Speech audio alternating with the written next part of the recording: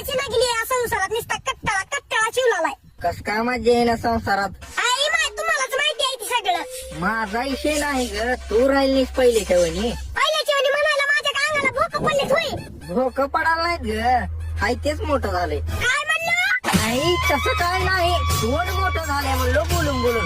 पहिले जरा कमी बोलत होती, आता नुसतं फन फन फन फन करते व थोबाड मोठं झालंय तुझं म्हणून बोललो. तसलं दोन तुडी बोलायचं नाही, नाहीतर गुडघा लावून माकड हाल मोडीन.